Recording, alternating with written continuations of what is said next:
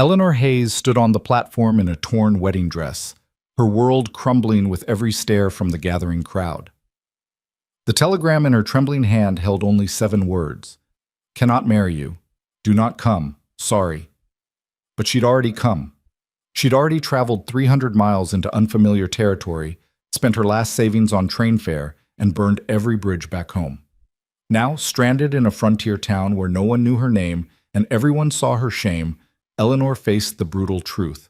She had nowhere to go, no one to turn to, and no idea how she would survive the night.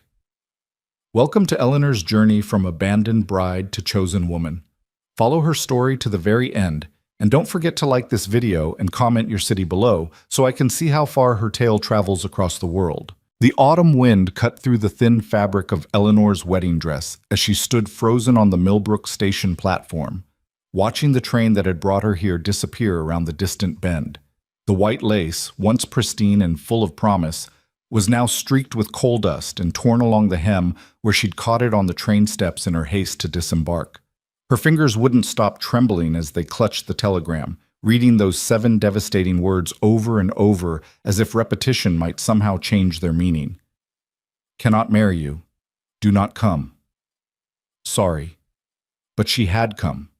She'd left Baltimore 3 days ago with a trunk full of hope and a heart full of dreams, believing Charles Thornton's letters, his promises, his assurances that she would find happiness as his wife in the Western Territories. She'd endured her mother's tearful goodbye, her father's skeptical warnings, her sister's envy. She'd sat alone in cramped train cars, rehearsing her first words to the man she'd corresponded with for 8 months but never met, imagining their life together in vivid detail. And now, standing in the harsh afternoon light of a town she didn't know, Eleanor understood that every single one of those dreams had been built on sand. "Miss, you all right there?" Eleanor turned to find an elderly station attendant watching her with concern creased into every line of his weathered face. He held a broom in one hand, but he'd stopped sweeping to study her with the kind of careful attention reserved for people who might collapse at any moment. "I'm fine," Eleanor said automatically, then realized how absurd she must look. A woman in a wedding dress, alone, clearly not fine at all. She straightened her shoulders, drawing on reserves of dignity she wasn't sure she possessed. "I'm looking for the Thornton Ranch. Charles Thornton. Do you know how I might reach it?"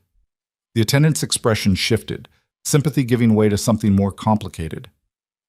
He set his broom against the station wall and approached her slowly, as if she were a startled horse that might bolt.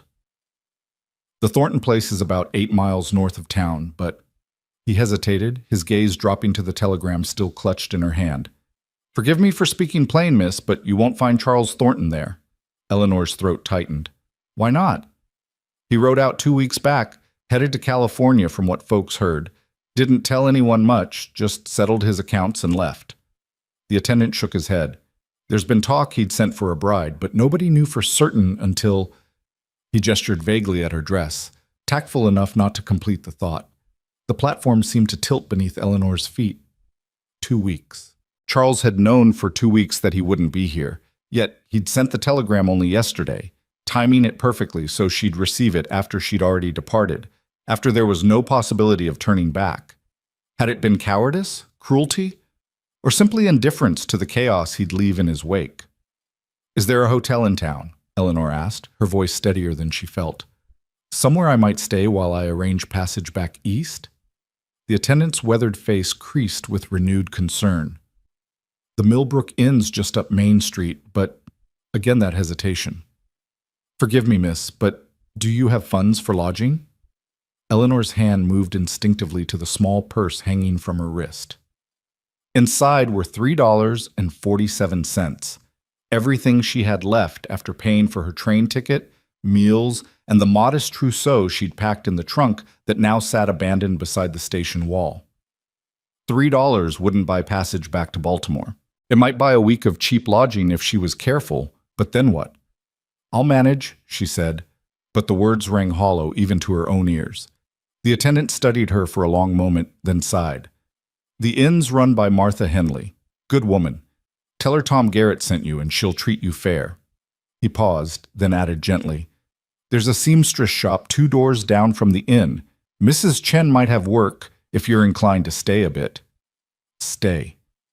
The word felt foreign, impossible. This wasn't her town, wasn't her life. She was supposed to be at the Thornton Ranch by now, supposed to be meeting her intended husband, supposed to be beginning the adventure she'd dreamed about for months. Instead, she was stranded, humiliated, with barely enough money to survive a week and no plan beyond the next few hours. "Thank you," Eleanor managed, her voice tight. "You've been very kind." She retrieved her trunk, grateful when Tom Garrett insisted on helping her carry it to the inn, despite his advanced years. Main Street stretched before them, dusty and wide, flanked by wooden buildings that looked both rough and permanent in the way of frontier towns that had survived long enough to believe they might endure. A general store, a blacksmith, a saloon with its doors propped open to the afternoon air. People moved along the wooden sidewalks with purpose, barely glancing at the woman in the ruined wedding dress being escorted by the station attendant. Or perhaps they were staring, and Eleanor simply couldn't bear to meet their eyes. The Millbrook Inn stood at the corner of Main and 3rd, a two-story structure with a wide porch and windows that gleamed with recent washing.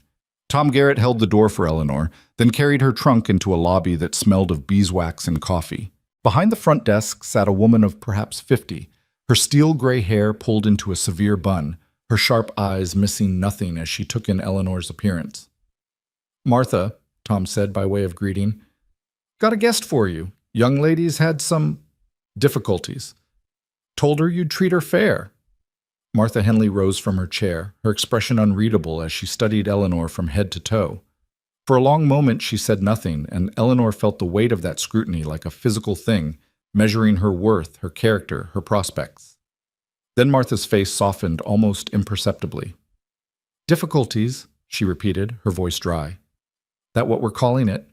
She shook her head and moved around the desk, her practical demeanor shifting to something almost maternal. "Lord knows I've seen enough abandoned brides to recognize one. You're not the first woman to come west on a promise that didn't hold, girl, and you won't be the last." The kindness in those words, delivered without pity or judgment, nearly undid Eleanor's fragile composure. She blinked hard against the sudden burn of tears and forced herself to speak evenly. "I need a room. I can pay for a few nights, and then I'll need to find work." "Work doing what?" Martha asked, but not unkindly. "What skills you got?" Eleanor opened her mouth to answer, then closed it again. What skills did she have? She could read and write, keep household accounts, play the piano tolerably well. She could embroider and sketch and make polite conversation at dinner parties. She'd been raised to be a gentleman's wife, not to support herself in a frontier town where survival demanded practical talents she'd never needed to develop. "I can learn," Eleanor said finally, lifting her chin. "Whatever needs doing, I can learn." Martha studied her for another long moment, then nodded slowly. "That's something, at least. Most girls who come out here expecting an easy life don't have the spine to say they'll work." She named a price for the room that was more than fair, clearly adjusted for Eleanor's circumstances. "Week in advance, and we'll see about finding you something after that." Eleanor counted out the money with shaking hands, watching her meager resources dwindle to almost nothing. Martha took the bills without comment, then gestured for Tom to bring the trunk upstairs. The room was small but clean, with a narrow bed, a washstand, and a window that overlooked Main Street. After Tom had departed with Martha's thanks and a coin for his trouble, Eleanor found herself alone for the first time since receiving the telegram. She stood in the center of the room, still wearing her ruined wedding dress, and let herself finally feel the full weight of what had happened. She'd been abandoned, rejected, left stranded 300 miles from home with no resources and no prospects. Everything she'd planned, everything she'd hoped for, had collapsed in the space of 7 words on a telegraph form. Eleanor sank onto the edge of the bed, her hands fisting in the torn lace of her skirt. She wanted to cry, to rage, to somehow undo the choices that had brought her to this moment. But tears wouldn't change anything, and anger had nowhere to land except on herself for being foolish enough to trust a man she'd never met. Instead, she forced herself to stand, to move to the washstand, to begin the practical work of removing the wedding dress that had become her humiliation. The buttons were tiny, designed to be fastened by a lady's maid or a helpful sister, and her fingers fumbled with them for long minutes before she managed to free herself from the white prison. She hung the dress in the small wardrobe, not sure why she bothered saving it, then washed her face and hands in the tepid water from the pitcher. Her reflection in the small mirror above the washstand showed a stranger, a woman with red-rimmed eyes and tangled dark hair, her face pale with exhaustion and shock. Eleanor Hayes, 23 years old, orphaned daughter of a deceased Baltimore merchant. Educated, accomplished, utterly unprepared for the life that now stretched before her. She changed into a simple gray traveling dress, the most practical garment she owned, and sat on the bed to take stock of her situation. $3.21 remaining. 1 week of lodging paid for. A trunk full of clothes that wouldn't help her survive in Millbrook, including that cursed wedding dress. And no clear path forward except the slim hope that Mrs. Chen might need a seamstress with no experience and a desperate need for employment. A knock on the door interrupted her spiraling thoughts. Eleanor opened it to find Martha Henley holding a tray with bread, cheese, and coffee. "Figured you hadn't eaten," Martha said, pushing past Eleanor into the room without waiting for invitation. She set the tray on the small table by the window, then turned to study Eleanor with those sharp, assessing eyes. "You planning to spend the evening feeling sorry for yourself, or you ready to figure out what comes next?" The bluntness should have been offensive, but somehow it was exactly what Eleanor needed. She managed a ghost of a smile. "I'm not sure feeling sorry for myself is a luxury I can afford." "Smart girl," Martha gestured to the tray. "Eat. Then we'll talk about your options, such as they are." Eleanor sat and discovered she was ravenous. The bread was fresh, the cheese sharp and satisfying, the coffee strong enough to strip paint. Martha settled into the room's single chair, waiting with the patient silence of someone who'd seen enough of life to know when to push and when to let things unfold. "Mrs. Chen won't hire you," Martha said finally, once Eleanor had taken the edge off her hunger. "She's got her daughter and 2 nieces working for her already, and business isn't good enough to support another pair of hands." Eleanor's chest tightened, but she forced herself to nod. "Then I'll find something else." "Doing what?" Martha's tone wasn't cruel, just practical. "Teaching. We got a school teacher and she's not leaving. Cooking? The cafe owner does her own work. Cleaning? Every business in town that needs it has someone already." She leaned forward, her expression serious. "I'm not saying this to hurt you, girl. I'm saying it so you understand what you're up against." "Then what do you suggest?" Eleanor asked, hearing the tremor in her own voice despite her effort to sound composed. Martha was quiet for a moment, her fingers drumming on the arm of the chair in a steady rhythm. "There's a rancher about 5 miles out," she said finally. "Jack Wilder. His wife died birthing their twin daughters 5 years back, and he's been struggling ever since. Those girls need someone to mind them, teach them their letters, give them some kind of proper upbringing. Jack's tried hiring help before, but nobody sticks. It's hard work, isolated, and the man himself—" She paused, choosing words carefully. "He's not unkind, but he's not easy either. Grief did something to him, made him quiet and distant, but he pays fair, and he's desperate enough he might overlook your lack of experience." A governess. Eleanor turned the idea over in her mind, testing its weight. She'd never taught children before, never even spent much time around them. But she could read, write, cipher. She could manage a household, organize a routine, and more than that, she could recognize the lifeline being offered. "How would I reach him?" Eleanor asked. "I'll send word tomorrow," Martha said. "If Jack's interested, he'll come to town. If he's not—" She shrugged. "We'll figure out something else." That night, Eleanor lay awake in the narrow bed, listening to the unfamiliar sounds of Millbrook settling into darkness. Somewhere down the street, a piano played in the saloon, the music drifting through her open window, along with occasional laughter and the low murmur of conversation. The wind rattled the glass panes, carrying the scent of dust and distant rain. She thought about Charles Thornton, trying to summon anger or grief, but finding only a numb kind of bewilderment. How could someone write letters full of affection and promise, then simply disappear? Had any of it been real, or had she been corresponding with a fiction, a man who'd never intended to follow through? It didn't matter now. Charles was gone to California, and Eleanor was here in Millbrook with $3 to her name and a single uncertain prospect. She could write to her sister, beg for money to return home, but the thought made her stomach turn.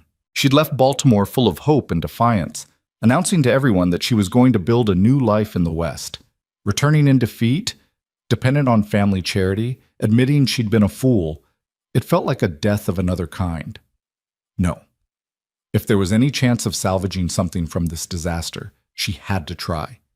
Even if it meant becoming a governess on an isolated ranch, caring for motherless twins under the supervision of a grieving widower. Even if it meant staying in this unfamiliar territory, learning to survive in a place where she had no history and no connections. Eleanor pulled the thin blanket up to her chin and closed her eyes, trying to imagine what tomorrow might bring. She'd never been particularly brave, never tested herself against real hardship, but circumstances had a way of revealing what you were made of, and she was about to find out if she had the strength to build a new life from the ruins of her old one. Outside, the wind picked up, and somewhere in the distance, a dog howled at the moon. The next morning brought clear skies and the kind of crisp autumn air that made every breath feel sharp and clean. Eleanor woke early, dressed in her gray traveling dress again, and made her way downstairs to find Martha already up, overseeing breakfast preparations in the inn's small dining room.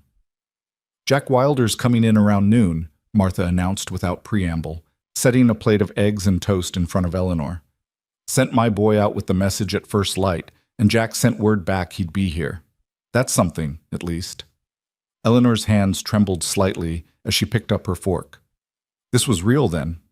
In a few hours, she'd be meeting a man who might offer her employment, might give her a chance to stay and survive, or he might take one look at her and decide she wasn't worth the risk.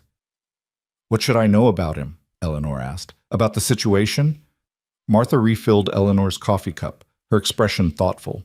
"Jack Wilder's a good man, but life's been hard on him. His wife, Catherine, was a delicate thing, sweet-natured but not built for frontier living. The pregnancy was difficult, the birth worse. She lasted 3 days after the twins came, long enough to name them Lily and May, not long enough to—" She trailed off, shaking her head. "Jack's never been the same since. He runs his ranch well enough, keeps his land productive, but those girls have grown up half wild. He's tried hiring women to help, but they never stay.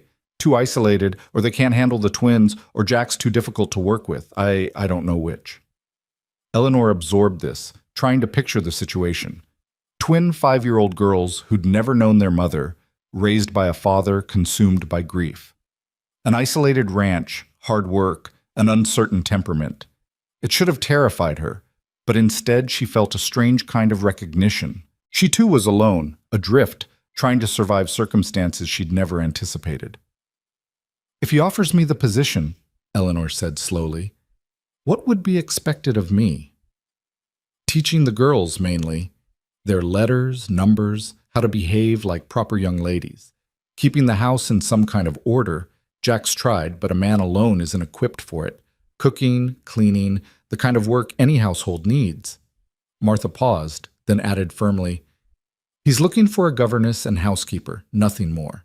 Jack Wilder's not the kind to take advantage, if that's what you're worried about. He'll keep to himself and expect you to do the same." Eleanor nodded, relief and apprehension tangling together in her chest. She finished her breakfast, then returned to her room to wait, the hours crawling by with excruciating slowness. She tried to read, but the words blurred together. She tried to plan what she'd say, but her thoughts scattered like startled birds.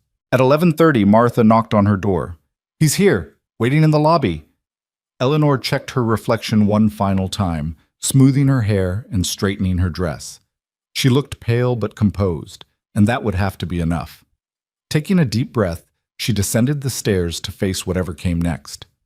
Jack Wilder stood with his back to the staircase, studying a painting on the lobby wall with apparent fascination. He was tall, broad-shouldered, dressed in worn work clothes that spoke of a man who spent his days laboring outdoors. When he turned at the sound of Eleanor's footsteps, she found herself meeting eyes the color of storm clouds, gray, guarded, and filled with a weariness that went bone deep. He was younger than she'd expected, perhaps 30, with dark hair that needed cutting and a face that might have been handsome if not for the tight set of his jaw and the lines of exhaustion bracketing his mouth. He looked like a man who'd forgotten how to smile or had chosen to stop trying. "Miss Hayes," he said, his voice a low rumble. "I'm Jack Wilder." "Mr. Wilder?" Eleanor extended her hand, and after a moment's hesitation, he shook it. His grip was firm, his palm calloused from hard work. "Thank you for coming." He released her hand and stepped back, putting careful distance between them. "Martha said you might be interested in work, governess position, teaching my daughters." "Yes." Eleanor forced herself to meet his gaze directly, to project confidence she didn't entirely feel. "I understand you have twin girls, 5 years old." Lily and May. Something flickered across his face when he spoke their names. Love, concern, exhaustion, all mixed together. "They're spirited. Need someone who can manage them, teach them properly. I've tried hiring help before, but it never works out." "Why not?" Eleanor asked, then worried she'd been too blunt. But Jack didn't seem offended. "Isolation, mostly. The ranch is 5 miles from town, and in winter sometimes we don't see another soul for weeks. The women I've hired get lonely, or find the work too hard, or—" He paused, his jaw tightening. "Or they think they can change the situation into something it's not." Eleanor understood the implication. Previous governesses had hoped to become more than employees, had seen a widower and motherless children and imagined themselves filling the void. The realization settled something in her chest. She had no interest in that kind of entanglement, no desire for complications beyond simple survival. "I'm not looking for a husband," Eleanor said quietly.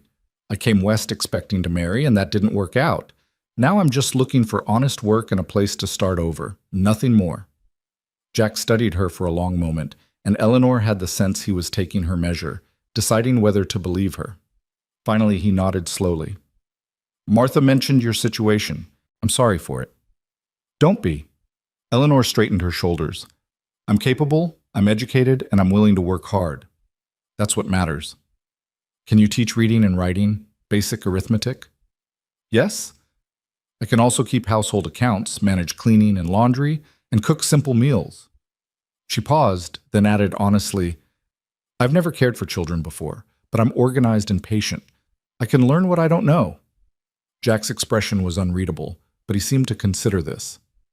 "The work's hard. The house needs attention I can't give it while running the ranch.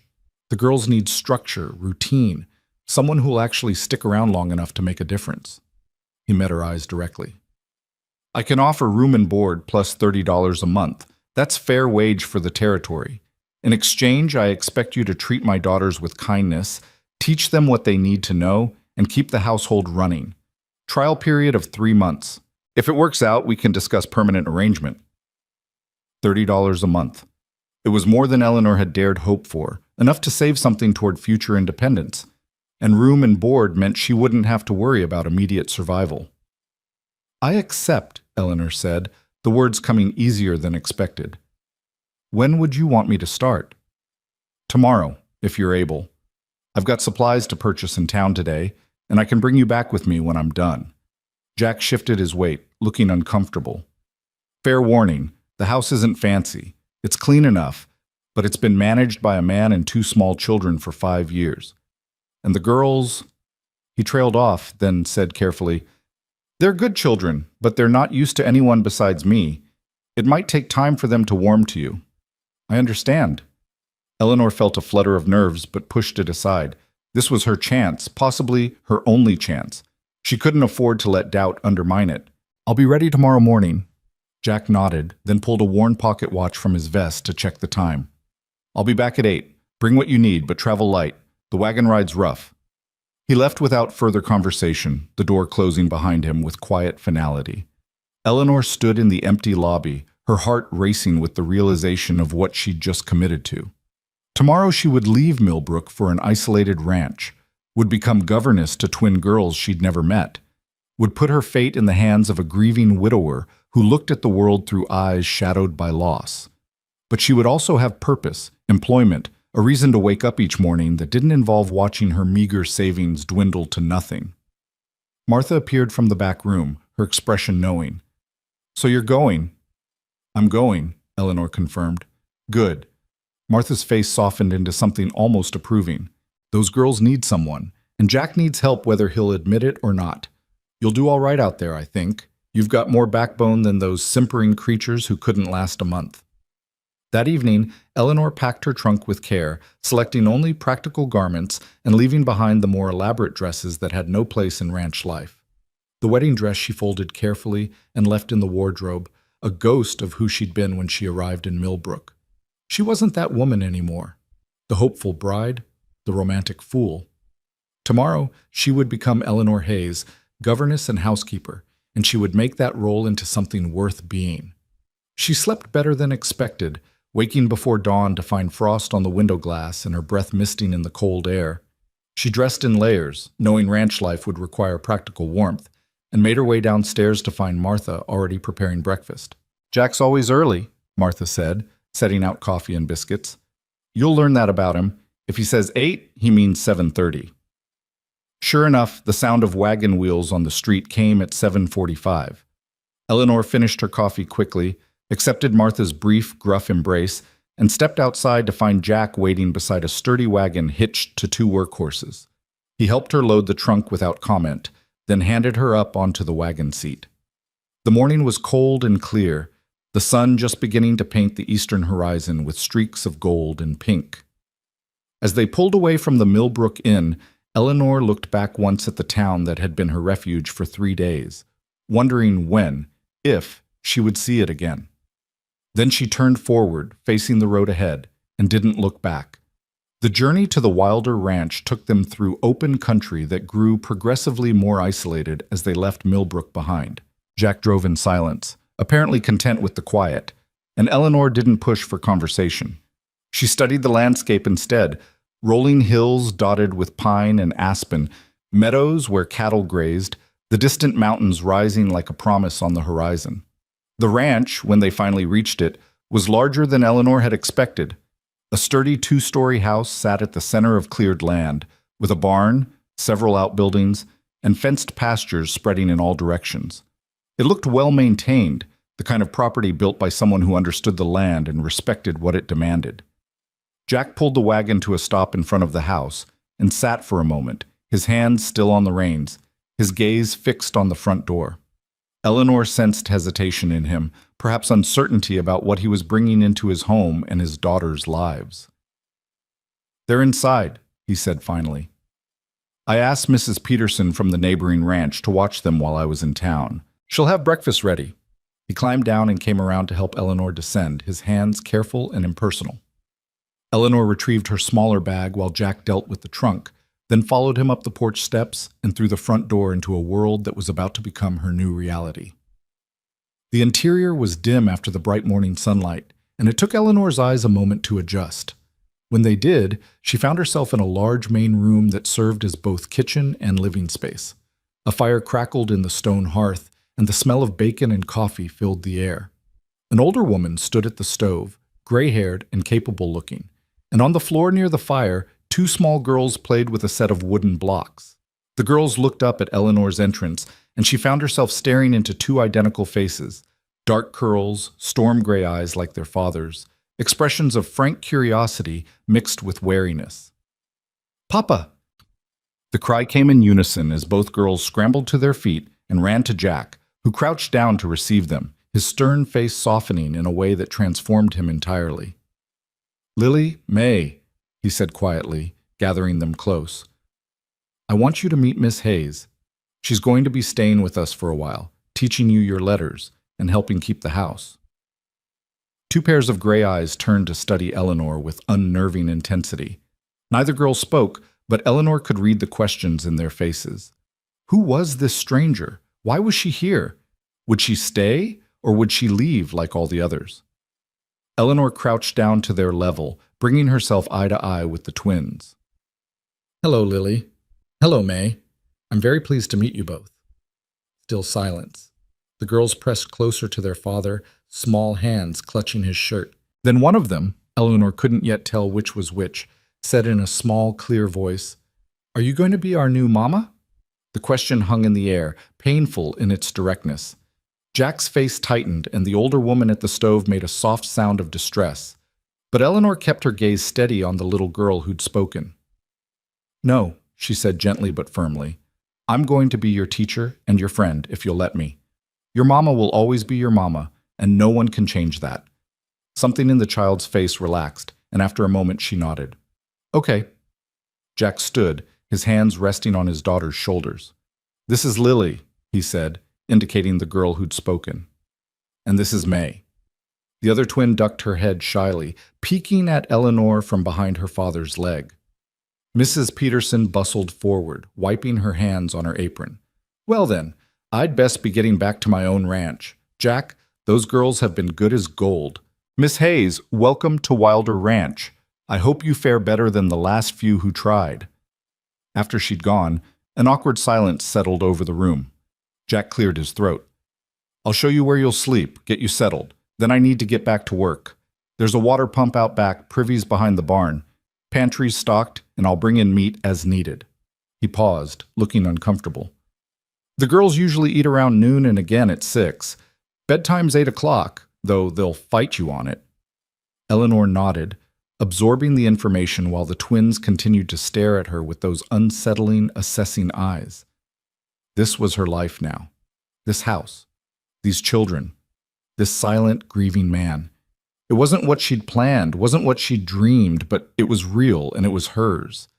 And somehow she would make it work. Jack led Eleanor up a narrow staircase to the second floor, the twins trailing behind with curious eyes still fixed on the stranger invading their world. The wooden steps creaked under their weight, and Eleanor noticed scuff marks along the walls where small hands had left their prints over the years. This was Catherine's sewing room, Jack said, pushing open a door at the end of the hallway. His voice caught slightly on his wife's name, and he cleared his throat as if to dislodge the emotion. Haven't used it for much since she passed. Figured it would suit you. The room was small, but surprisingly bright, with a window that looked out over the pastures toward the distant mountains. A simple bed stood against one wall, neatly made with a quilt in shades of blue and cream, a dresser, a washstand, a rocking chair by the window. Someone had recently cleaned. Eleanor could smell the faint scent of lye soap and see the fresh water in the pitcher. Mrs. Peterson, Jack said, following her gaze. She came yesterday to help prepare. Said a woman deserves a clean room to start with. He set Eleanor's trunk down at the foot of the bed, then stepped back quickly, as if afraid of occupying too much space in what was now her domain. Bathroom's downstairs, but there's a chamber pot under the bed if you need it at night. Gets cold up here come winter. I'll make sure you have extra blankets. Eleanor turned to find Lily and May framed in the doorway, two small sentinels guarding against the unknown. They hadn't spoken since that initial question about whether she would be their new mama, but their eyes tracked every movement she made. Thank you, Mr. Wilder, Eleanor said. This will do very well. He nodded, his gaze sliding past her to the window, to anywhere but her face. I should get back to work. The girls will show you around if you ask. Lunch is usually leftovers from breakfast. There's bacon and biscuits in the kitchen. Supper. He trailed off, looking genuinely uncertain. I usually make stew or beans. Nothing fancy. I can manage supper, Eleanor said quietly. That's part of why I'm here. Something like relief crossed his face. Right. Yes, I'll be in the barn most of the day if you need anything. He glanced down at his daughters. You two behave for Miss Hayes. Show her where things are. And no running in the house. Yes, Papa, they chorused, but the moment he disappeared down the stairs, they rushed into the room, all pretense of shyness evaporating. Is that your trunk? Lily asked, bold where her sister was reserved. What's in it? My clothes and belongings, Eleanor said, kneeling to unlatch the clasps. Would you like to see? May edged closer, her small hand reaching out to touch the worn leather. It's big. It has to hold everything I own, Eleanor explained, lifting the lid to reveal layers of carefully folded garments. The twins peered inside with the unabashed curiosity of children who'd spent their entire lives in isolation, seeing few visitors and even fewer new things. That's pretty, May whispered, pointing to a green wool dress near the top. Like the pine trees. Eleanor pulled it out to show them properly. It was my mother's. She gave it to me before. She stopped, realizing she'd been about to say before I left to marry a man who abandoned me. Before I came west. Lily tilted her head, studying Eleanor with unsettling perception. Are you sad? You look sad sometimes. The question was so direct, so achingly honest, that Eleanor found herself answering with equal honesty. Sometimes I am sad, but I'm also glad to be here, meeting you both. Why? Lily demanded. Everyone else who comes here leaves. Mrs. Morrison left after 2 weeks. Miss Jenkins lasted a month. Mrs. Crawford stayed almost 3 months, but then she got mad at Papa and left too. Eleanor carefully refolded the green dress, buying herself a moment to formulate a response. I'm not here because of your papa, she said finally. I'm here because I need work, and you need someone to teach you. That's a fair arrangement, don't you think? The twins exchanged a look, some wordless communication passing between them. Then May said softly, Can you read? Yes? Very well. We have a book, Lily announced. Mama's book. Papa reads it to us sometimes, but he gets the sad voice when he does. Would you like me to read it to you? Eleanor offered. Another exchanged glance, then simultaneous nodding. May darted from the room and returned moments later clutching a worn volume, a collection of fairy tales, its cover faded and pages dog-eared from countless readings. Eleanor settled into the rocking chair by the window, and without needing invitation, both girls climbed onto her lap, fitting themselves against her with the easy trust of children starved for maternal affection. The weight of them, warm and solid, sent an unexpected ache through Eleanor's chest. She opened the book carefully, finding the story they wanted by following their pointing fingers, and began to read. Her voice filled the small room, bringing to life tales of princes and maidens, enchanted forests, and magical transformations. The twins listened with rapt attention, occasionally interrupting to ask questions or point out favorite illustrations. Through the window, Eleanor could see Jack in the distance, working with the horses in the corral, his movements efficient and sure. This was her life now. These children who needed her, this house that needed tending, this silent man who needed help whether he'd admit it or not. It wasn't the romance she'd traveled west to find, but perhaps it was something better, something real, something that mattered. When she finally closed the book an hour later, both girls had relaxed completely against her, May's thumb creeping toward her mouth before Lily smacked it away with the bossy authority of the elder twin by 3 minutes. We're not supposed to suck our thumbs anymore, Lily informed Eleanor seriously. Papa says we're too old. I see, Eleanor said, hiding a smile. Well, perhaps we should go downstairs and see about making lunch. Are you hungry? They were always hungry, Eleanor quickly discovered. The twins followed her down to the kitchen and watched with fascination as she investigated the pantry, the cold storage, the various cupboards and drawers. The house was larger than she'd expected, well-built and sturdy, but it bore the marks of being managed by a man who had neither time nor inclination for domestic niceties. Dishes were clean but stacked haphazardly. The floor needed sweeping, curtains hung crooked at windows that could use washing. Eleanor found eggs, cheese, bread that was a day old but still good. She set about making a simple lunch while the twins peppered her with questions. How old are you? Lily asked. 23. That's old, May said matter-of-factly. Do you have a mama?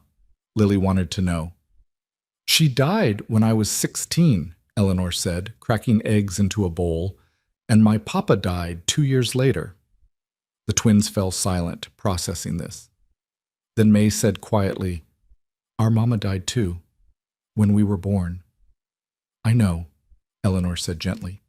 That must be very hard. We don't remember her, Lily said. Papa says she was beautiful and kind, and she sang pretty songs, but we don't remember. Eleanor whisked the eggs, her throat tight. Then your papa will have to tell you stories about her, so you'll know who she was. He doesn't like to talk about her, May whispered. It makes him too sad. Eleanor had no answer for that, so she focused on cooking instead, letting the twins help where they could, fetching plates, pouring milk, setting the table with care. When the food was ready, she sent Lily to fetch Jack from the barn. He came reluctantly, washing his hands at the pump outside before entering the kitchen with the air of a man entering foreign territory. He stopped short at the sight of the table, set properly, food steaming, his daughters already seated and waiting. You didn't need to, he started, then seemed to run out of words. We have to eat, Eleanor said simply, Might as well eat together. Jack took his seat at the head of the table, and Eleanor served the food with quiet efficiency. For several minutes, the only sound was the scrape of forks on plates and the twins' occasional whispered conversations. Then Jack cleared his throat. "This is good. Thank you." "You're welcome." Another stretch of silence. Lily kicked her feet under the table and May spilled her milk, sending Jack reaching for a cloth with practiced ease. Eleanor watched the three of them, this small, fractured family, and felt something shift in her chest. They needed her. Not in the way Charles Thornton had claimed to need her, built on romance and fantasy. This was real need, practical and immediate. "After lunch," Jack said, addressing the twins, "you'll work with Miss Hayes on your letters. I want to see progress." He glanced at Eleanor. "They know the alphabet but struggle with writing and arithmetic." He shook his head. "They can count to 20. That's about it." "We'll work on it," Eleanor assured him. "How much schooling do you want them to have?" Jack's expression grew complicated. "Enough to survive in the world. Enough that they won't be taken advantage of. Enough that—" He paused, his jaw working. Catherine wanted them to be educated, said no daughter of hers would grow up unable to read or reason or stand on her own feet. "I mean to honor that." Eleanor nodded, understanding the weight behind those words. "Then we'll make sure they learn." After lunch, Jack disappeared back to his work, and Eleanor set about establishing a routine with the twins. She found paper and pencils in a drawer, along with a primer that looked well used. For the next 2 hours, she worked with Lily and May on their letters, discovering that Lily was quick and competitive while May was careful and thoughtful. They had different learning styles, different strengths, but both were bright and eager when presented with the right challenge. By mid-afternoon, Eleanor's head ached from concentration, and the twins were growing restless. She released them to play outside, watching through the window as they ran shrieking toward the barn, their dark curls flying. Then she turned her attention to the house. She started with the kitchen, working systematically through cleaning and organizing. She washed windows until they gleamed, swept and mopped floors, beat the dust from curtains and rugs. It was hard, physical work, the kind she'd never done before arriving in Millbrook, but there was satisfaction in seeing immediate results. When the girls came back inside at 4 o'clock, hungry and dirty, Eleanor drew water for them to wash, then sat them down with milk and the remainder of the morning's biscuits. She asked about their daily routine, their likes and dislikes, slowly building a picture of their world. "Papa gets up before the sun," Lily explained. "He does the barn work, then comes in for breakfast. Sometimes he lets us help with the chickens." "We have 6 chickens," May added, "and 2 pigs, and lots of cows, but we're not allowed near them." "What about school?" Eleanor asked. "Have you had lessons before?" "Papa tries," Lily said, "but he gets frustrated when we don't understand, and he has too much ranch work to sit with us for long." Eleanor was beginning to understand the full scope of the situation. Jack was managing everything alone, the ranch, the house, 2 growing children. No wonder he looked exhausted. No wonder previous governesses had failed. The isolation, the workload, the emotional complexity of a grieving household. It would test anyone. She started supper early, finding meat in the cold storage and vegetables in the root cellar. The twins watched as she made a proper stew, teaching them as she worked, how to peel potatoes, how to season meat, how to judge when something was properly cooked. They absorbed everything with the hungry attention of children who'd been starved for this kind of engagement.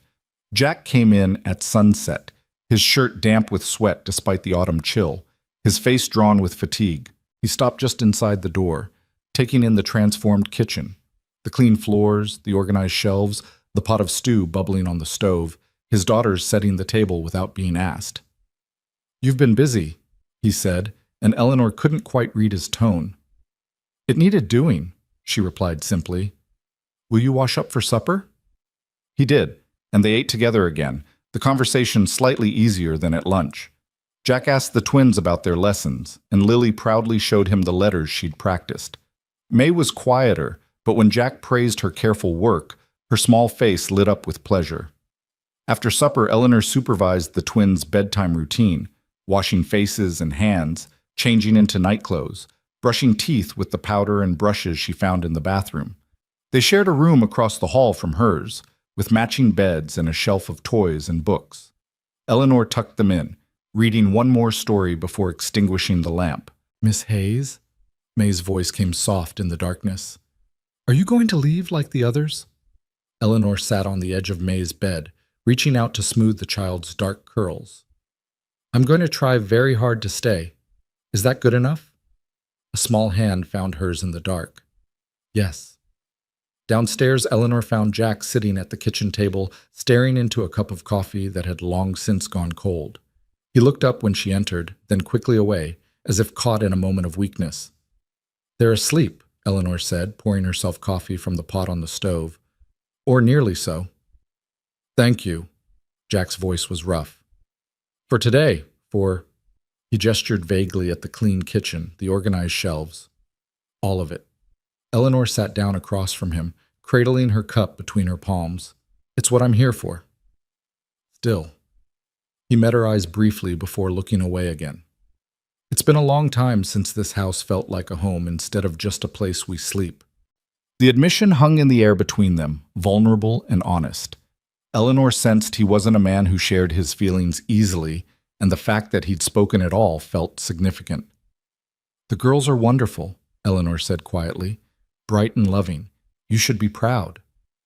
"Catherine would have been proud," Jack said, and the grief in his voice was so raw that Eleanor's chest tightened in sympathy.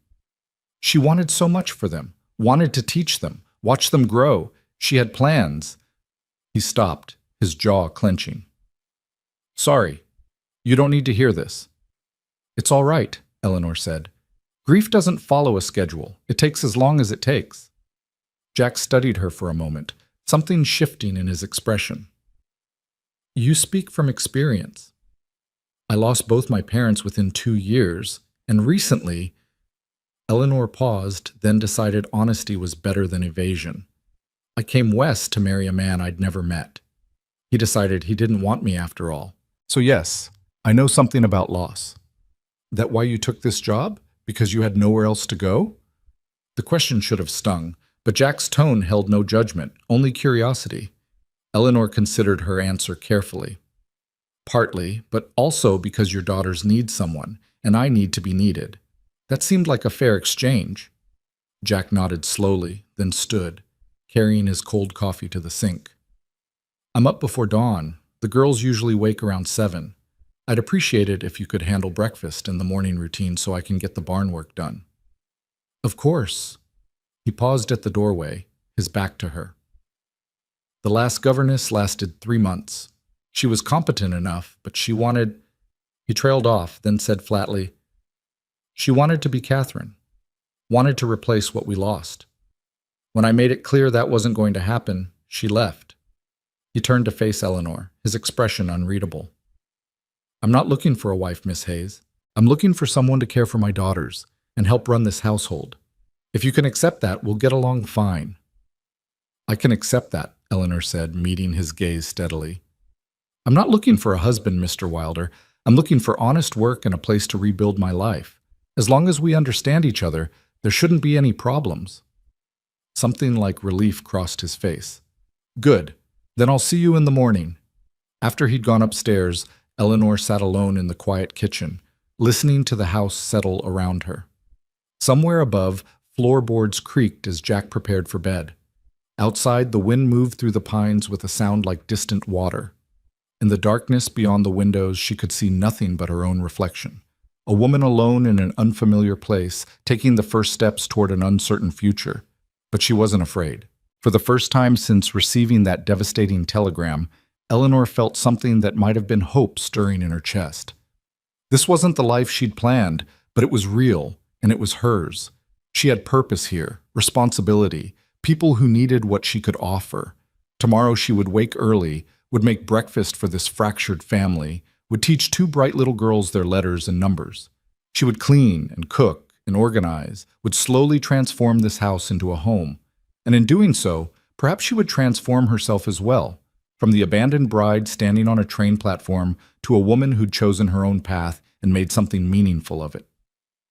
Eleanor finished her coffee, banked the fire, and climbed the stairs to her room. The bed was comfortable, the quilts soft and warm. Through her window, she could see stars scattered across the vast Wyoming sky, brilliant and foreign and beautiful. She slept deeply and dreamlessly, and when she woke before dawn to the sound of Jack moving around downstairs, she rose without hesitation and began her new life in earnest. The first week passed in a blur of routine and discovery. Eleanor woke each morning to start breakfast while Jack completed the barn work. The twins came downstairs sleepy-eyed and hungry, and Eleanor learned their morning rhythms. May was slow to wake but cheerful once roused, while Lily sprang from bed already talking and full of energy. After breakfast, Eleanor conducted formal lessons at the kitchen table: reading, writing, basic arithmetic. The twins were eager students when properly engaged, and Eleanor discovered she had a talent for teaching, for breaking complex ideas into manageable pieces and presenting them in ways that captured their interest. In the afternoons, Eleanor taught them practical skills: cooking, cleaning, mending. She showed them how to knead bread, how to plant seeds in the kitchen garden, how to care for the chickens and gather eggs. The work was endless, but there was satisfaction in watching the house gradually transform under her care. Jack maintained his distance, speaking to Eleanor only when necessary, but she noticed small signs of approval. He no longer checked the twins' work as carefully, trusting Eleanor's instruction. He stopped preparing his own meals, accepting without comment the food she set before him. And once, she caught him smiling at something May said during supper, a genuine expression of joy that transformed his stern face entirely. The twins blossomed under Eleanor's care. They grew cleaner, better-mannered, more confident in their learning. Lily's competitive nature found outlet in mastering difficult lessons, while May's careful attention to detail made her excellent at memorization and penmanship. They still ran wild sometimes, still fought, and argued the way sisters do, but there was structure now, boundaries, someone who cared enough to enforce rules while also offering affection. On Sunday of the second week, Jack announced he was riding into Millbrook for supplies in church. Eleanor assumed she and the twins would stay behind, but Lily tugged at her skirt with pleading eyes. "Can't Miss Hayes come too? We want to show her the town." Jack looked uncomfortable. "The wagon only fits 4 comfortably, and we'll have supplies coming back." "I can ride in the back with the supplies," Eleanor offered. "I don't mind." He studied her for a moment, then nodded curtly. "Dress warm, gets cold on the road." The journey into Millbrook was Eleanor's first time leaving the ranch since her arrival, and she found herself eager for even this small change of scenery. The twins chattered constantly, pointing out landmarks and telling stories about previous trips to town. Jack drove in his usual silence, but Eleanor noticed he'd positioned the wagon to shield her from the worst of the wind. Church was in a small white building at the edge of town, and Eleanor sat in the back pew with the twins fidgeting beside her while Jack stood near the door, his expression carefully neutral. Several townspeople nodded to Eleanor with varying degrees of curiosity, and Martha Henley gave her an approving smile from across the aisle. After the service, Martha cornered Eleanor outside while Jack loaded supplies from the general store. "You look well," Martha said bluntly. "Better than when you arrived, that's certain." "I'm settling in," Eleanor replied. "The work suits me." "And the girls?" "Wonderful, bright and loving." "And Jack?" Martha's eyes were sharp, missing nothing. Eleanor chose her words carefully. "He's a fair employer. The arrangement works well." Martha nodded slowly. "Good. That man needs help, whether he knows it or not. And those girls need a woman's influence." She paused, then added, "Town's talking, of course. Wondering how long you'll last. Most bets are on 2 months." "Then they'll lose their money," Eleanor said with more confidence than she felt. The ride back to the ranch was quiet, the twins exhausted from the excitement of town and dozing against Eleanor's sides. Jack drove steadily, his attention on the road, but once Eleanor caught him glancing back at his sleeping daughters, his expression unguarded and full of such fierce love that she had to look away. That night, after the twins were asleep, Eleanor worked on mending in the kitchen while Jack reviewed account books at the table. The silence between them had become comfortable, no longer weighted with awkwardness. When Eleanor pricked her finger on the needle and made a soft sound of pain, Jack looked up. "You all right?" "Just clumsy." Eleanor sucked the drop of blood from her fingertip. "I'm not very good at this yet." Jack set down his pencil and came around the table, taking the shirt she'd been mending from her hands. He examined her attempt at stitching, his expression thoughtful. Catherine used to do this. Small, even stitches. She tried to teach me after she got sick, knowing— He stopped, swallowed hard. Knowing she might not be there to do it herself. But my hands are too rough for fine work. Eleanor watched his calloused fingers trace the uneven line of her stitching. I'll practice. I'll get better. You're already better than me, Jack said quietly.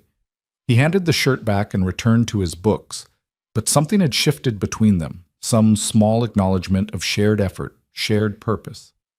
That night, lying in bed, Eleanor realized she hadn't thought about Charles Thornton in days. The man who'd abandoned her, the humiliation of standing on that platform in her wedding dress. It felt distant now, like something that had happened to someone else. This was her reality now, this ranch, these children, this quiet man who was slowly, carefully beginning to trust her. And she was content. The contentment lasted exactly 3 weeks. Eleanor woke on a Tuesday morning in late October to the sound of May coughing, a deep, rattling sound that sent alarm shooting through her chest. She threw on her robe and rushed across the hall to find both twins awake. May's face flushed with fever while Lily sat on the edge of her sister's bed, her small face tight with worry. She's hot, Lily whispered. Really hot, Miss Hayes. Eleanor pressed her palm to May's forehead and felt the heat radiating from the child's skin. May's eyes were glassy, unfocused, and when Eleanor tried to get her to drink water, she turned her head away weakly.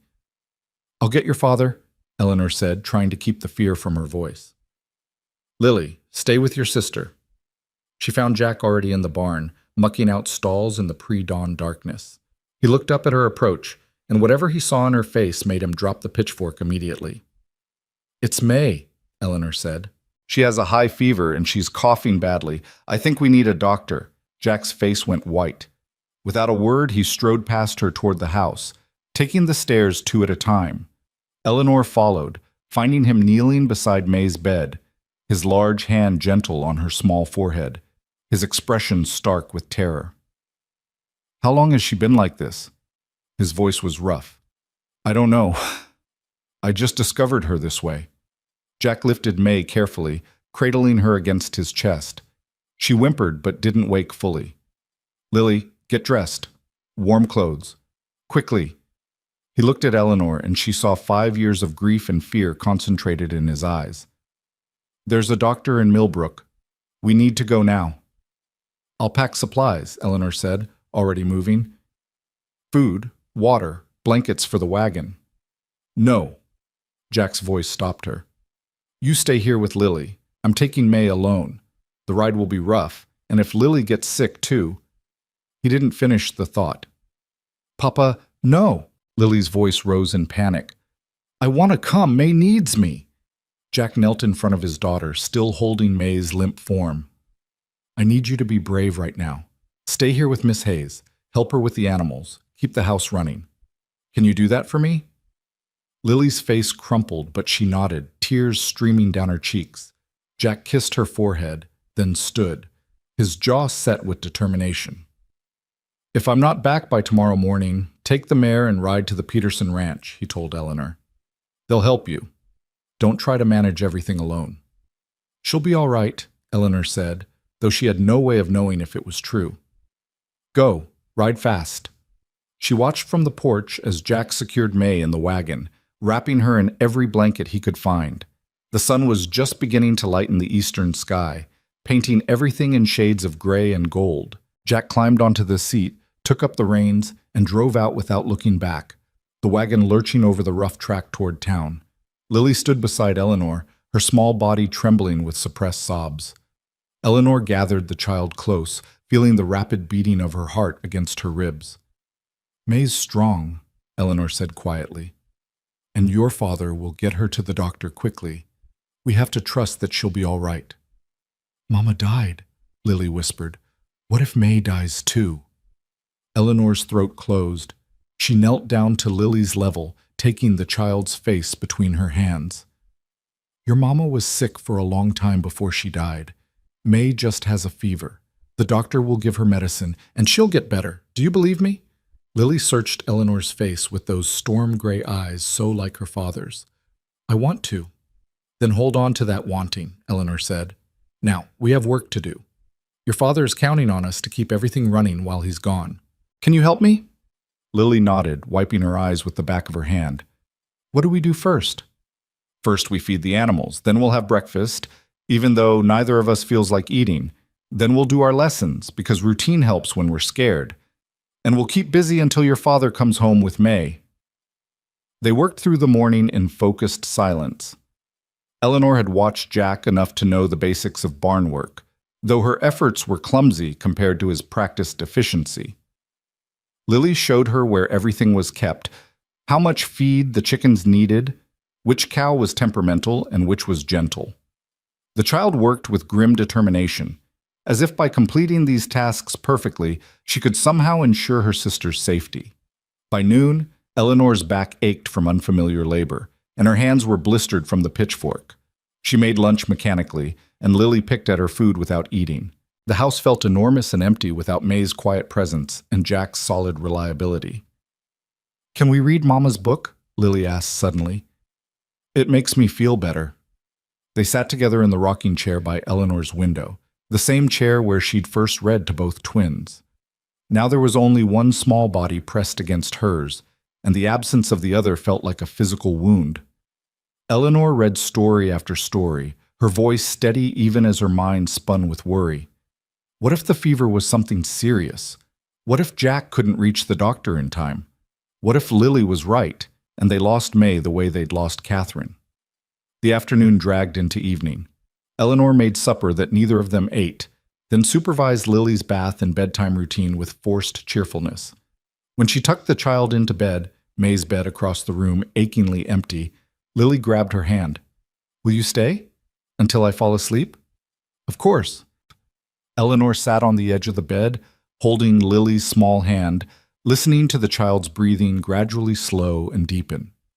But even after Lily slept, Eleanor couldn't bring herself to leave. She moved to May's bed instead, smoothing the empty blankets, and let herself finally acknowledge the fear that had been building all day. These children had become hers in some fundamental way that had nothing to do with blood or law. The thought of losing May, of watching Jack's face when he had to tell Lily their sister was gone, of this house with only 3 people instead of 4, it was unbearable. And beneath that fear lay another realization, one Eleanor had been avoiding for weeks. She cared about Jack Wilder, not as an employer, not as a means to survival, but as a man, a good man, a broken man, someone who'd shouldered impossible burdens alone for too long. The thought of his grief, his guilt, if something happened to May, made her chest tight with sympathetic pain. Eleanor finally left the twins' room near midnight and went downstairs to sit in the kitchen, keeping vigil the way people had kept vigil for the sick and dying since time immemorial. She made coffee she didn't drink, stared at the cold stove, and waited. Dawn came gray and cold, with frost on the windows and no sign of Jack's wagon on the horizon. Eleanor fed the animals again, her movements automatic, then made breakfast for Lily, who appeared red-eyed and silent.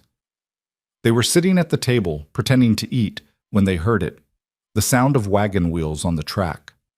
Lily flew to the door, Eleanor close behind, and they burst onto the porch to see Jack driving slowly up to the house. May was bundled in his arms, her small face visible above the blankets, and even from a distance Eleanor could see she was conscious and aware.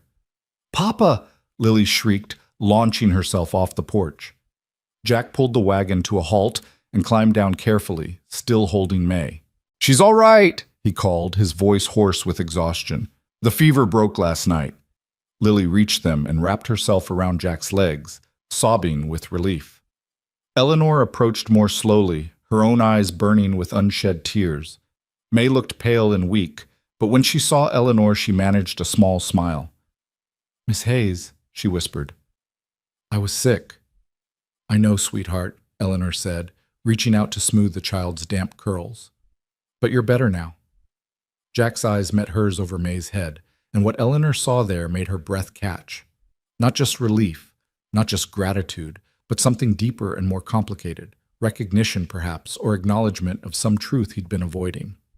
"Let's get her inside," Eleanor said quietly. Get her warm and fed." They settled May on the couch near the fire, and Eleanor made thin broth while Jack explained what had happened. The doctor had diagnosed an infection in May's lungs, had given her medicine, and watched through the night until the fever broke. He'd sent more medicine with Jack, along with strict instructions for May's care and recovery. "He said she needs rest and good food for at least 2 weeks," Jack said, accepting the coffee Eleanor pressed into his hands. "No heavy activity, and if the cough returns or the fever comes back, I'm to bring her straight to town again." "We'll make sure she follows orders," Eleanor promised. She looked at Jack properly for the first time and saw the toll the last day had taken. Deep shadows under his eyes, new lines around his mouth, his shoulders slumped with exhaustion. "When did you last sleep?" "I'm fine." "You're dead on your feet," Eleanor said firmly. "Drink that coffee, eat something, then go upstairs and rest. I'll watch May." You should trust me to care for your daughter the way I've been caring for both of them for a month," Eleanor interrupted. "Go, Jack. Rest. We'll be fine." He stared at her for a long moment, and Eleanor realized it was the first time she'd used his given name. Something shifted in his expression, surprise, perhaps, or acceptance. Then he nodded slowly. "A few hours. Wake me if anything changes." Eleanor kept watch while Jack slept, tending to May's needs and keeping Lily occupied. The child refused to leave her sister's side, curling up on the couch with her and holding her hand as if afraid May might disappear if she let go.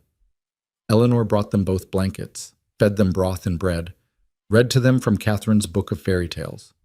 By late afternoon, May was sleeping peacefully, and Lily had finally dozed off as well, her head on her sister's shoulder. Eleanor sat in the rocking chair near the fire, watching the twins breathe in unison, and felt something crystallize in her chest. She loved them. These children who weren't hers, this fractured family, this isolated ranch. She loved all of it with a fierceness that surprised her. This wasn't the romantic love she'd thought she wanted when she set out to marry Charles Thornton. This was deeper, more essential, built on shared meals and bedtime stories, and the terrifying fragility of a child's fever in the night. And Jack? Eleanor forced herself to examine that feeling honestly. What she felt for him wasn't love, not yet, but it could become love if she let it. She saw the man he was beneath the grief, glimpsed the person he'd been before loss had hardened him. She recognized his capacity for devotion, his fierce protectiveness, his fundamental decency. And she understood, with sudden clarity, that staying here meant risking her heart in ways she'd never risked it with Charles. Because this was real. The danger was real, the attachment was real, the possibility of being hurt again was real. But so was the possibility of building something meaningful, something that mattered. Eleanor was still sitting there, wrestling with these realizations, when Jack came downstairs near sunset. He'd washed and changed clothes, and though he still looked exhausted, some of the terrible tension had eased from his shoulders. He stopped at the bottom of the stairs, taking in the scene, his daughters sleeping peacefully on the couch, Eleanor keeping watch in the firelight. "How is she?" he asked quietly. "Good. She ate a little, kept it down. No fever. Lily won't leave her side." Jack moved closer, crouching beside the couch to press his hand to May's forehead. Satisfied with what he found, he allowed himself a small sigh of relief. Then he looked at Eleanor, and the expression on his face was unguarded in a way she'd never seen. "Thank you," he said. "For yesterday, for today, for—" He gestured helplessly. "Everything. I don't know what I would have done if you hadn't been here." "You would have managed," Eleanor said, "the way you've been managing for 5 years." "Maybe." Jack settled onto the floor beside the couch, his back against it, close enough to touch his daughters, but careful not to disturb their sleep. "But it's been easier these last weeks. Better. The girls are thriving. The house feels like a home again. That's because of you." Eleanor's throat tightened. "They're wonderful children. It's easy to care for them." "It shouldn't be easy. They're wild and stubborn, and half the time they don't listen." Jack's voice held a hint of humor, the first Eleanor had heard from him. "But you see past that to who they could become, who they are becoming, with your guidance." "I'm not doing anything special," Eleanor protested. "Just teaching them, caring for them." "That's more than most women were willing to give." Jack turned to look at her directly, and in the firelight his eyes were dark and serious. The trial period ends in 2 months. I want you to know now, I hope you'll stay. Permanent arrangement if you're willing.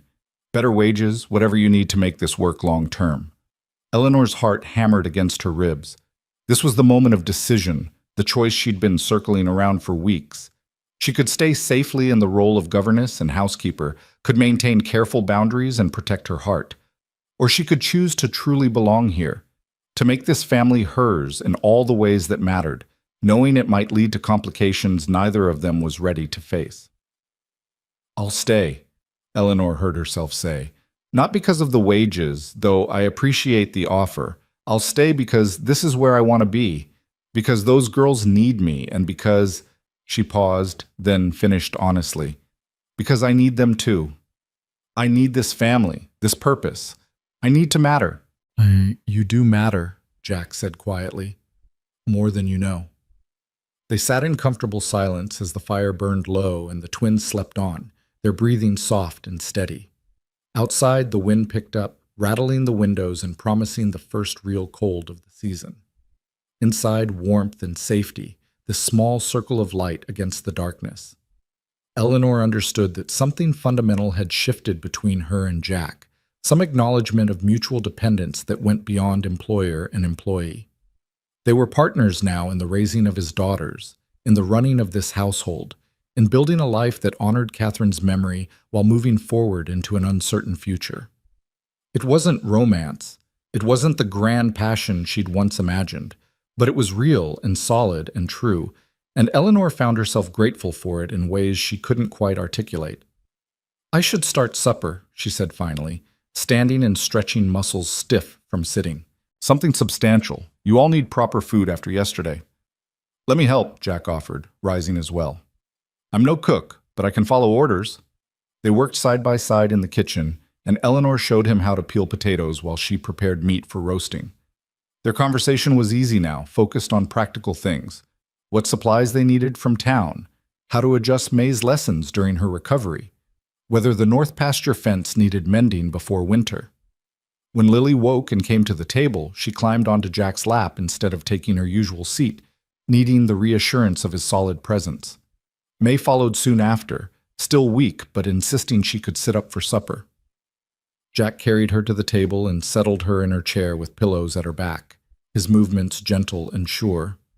They ate together, this small family that had somehow become Eleanor's whole world. Jack told Lily about the doctor's strange collection of medical instruments, making her laugh with exaggerated descriptions. May managed half her portion and asked for a story before bed. Eleanor cleared dishes and made tea, moving through the familiar routine with a sense of rightness that settled deep in her bones. Later, after the twins were asleep and the kitchen was clean, Eleanor found Jack on the front porch despite the cold. He stood with his hands braced on the railing, staring out at the darkness. You should be sleeping, Eleanor said, joining him. Can't yet. Too wound up. Jack glanced at her. You should be sleeping too. Same problem. They stood in silence, and Eleanor wrapped her shawl tighter against the chill. Above them, stars scattered across the sky in brilliant profusion, undimmed by any competing light. When Catherine died, Jack said suddenly, his voice low, I thought I'd never feel anything but grief again. Thought that was all I deserved, all I could manage while raising the girls alone. He paused, his knuckles white where he gripped the railing. These last weeks I've started to remember what it's like to hope, to imagine a future that's more than just surviving day to day. Eleanor's breath caught. Jack, I'm not saying this to make you uncomfortable, he continued. I know our arrangement is professional. I respect that, and I won't push for anything more. But I wanted you to know that your presence here has made a difference, not just to the girls, to me too. Eleanor stood very still, feeling the weight of his words, understanding what it cost him to speak them. She could deflect, could retreat into the safety of professional boundaries. Or she could be honest. When I stepped off that train in my wedding dress, she said quietly, I thought my life was over. Thought I'd never trust anyone again, never risk hoping for anything beyond basic survival. But these weeks here have taught me that sometimes the life you need isn't the life you planned. Sometimes it's better. Jack turned to face her fully, and even in the darkness she could see the intensity in his eyes. "Is it better?" "Yes," Eleanor said simply. "Much better." He reached out slowly, giving her time to step away if she wanted, and tucked a strand of hair behind her ear. His touch was brief, careful, almost reverent. Then he dropped his hand and stepped back. "I should let you get some rest," he said, his voice rough. "Tomorrow we'll need to ride to the Peterson ranch. Let them know May's all right. They sent word asking after her." "I'll be ready," Eleanor promised. She went upstairs to her room, but sleep eluded her for hours. She lay in bed replaying the evening, Jack's confession on the porch, the gentle touch, the way he'd looked at her like she was someone precious. She thought about the twins sleeping across the hall, about the life she was building here, about the risk of caring too much. But she'd already risked everything by staying. Her heart was already invested, already tangled up with this family in ways that couldn't be easily undone. The only question now was whether to acknowledge it or pretend otherwise. Eleanor pulled the quilts up to her chin and stared at the ceiling, listening to the house settle around her.